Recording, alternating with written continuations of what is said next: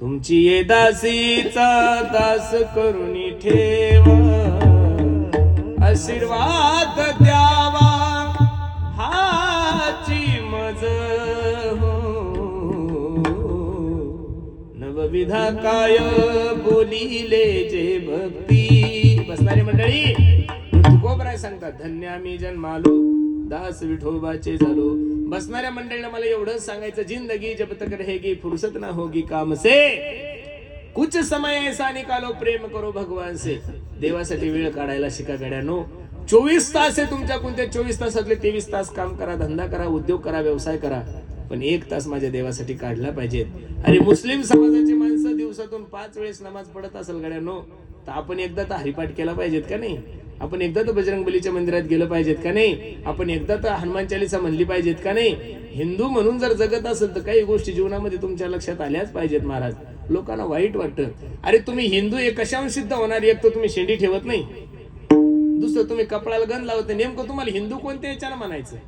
म्हणून कमीत कमी घराच्या बाहेर निघल्यानंतर कमीत कमी कपडाला नाही आमच्यासारखा उभा गंध, पण कमीत कमी एक लाल टिक्का तर लावत चला.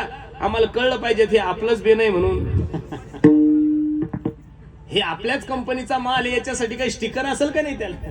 बरोबर आहे का नाही? नेमकं कुठलंही कळलं पाहिजेत ना महाराज. अवघड झालंय हो, कठीण तळा झालाय.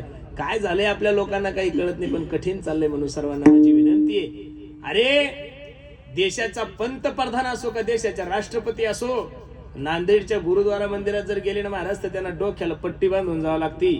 नाही नेम मोडत ते महाराज. बरोबर आहे का नाही? अरे ते कुठेही पहा तुम्ही, त्यांच्या डोक्यावर पगडी, कारण की पगडी ही त्यांच्या धर्माची काय आहे, शान आहे. देशाच्या पंतप्रधानाला जर पगडी बांधावं लागती, देशाच्या राष्ट्रपतीला जर पगडी बांधावं लागती, ते जर त्यांच्या धर्माविषयी एवढे एकनिष्ठ आहे, तर आपण लोकांनी सुद्धा आपल्या धर्माविषयी काय एकनिष्ठ नाही राहिलं पाहिजे. मी सगळ्यांना नाही सांगणार तुम्ही उर्ध्व पुंड्र लावा, नका लावू, अरे पण कपाळाला काही तर लावा ना. नेमकं ही कोणाची आदाला ते कळलं? कोणाचे तरी आहे, तुम्ही पार्टीचे कळले पाहिजेत का नाही? का कोणाची सभा ठेवा तुम्हीच उभे राहता, तसं नाही झालं पाहिजेत ना.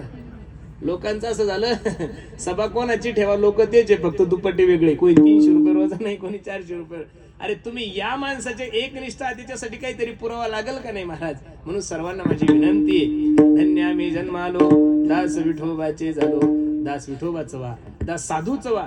आणि दास जर साधूचं झालं तर निश्चित माझा जगाचा मालक तुमची संसार रूपी नौका पैल तिरा नेली विठोबा.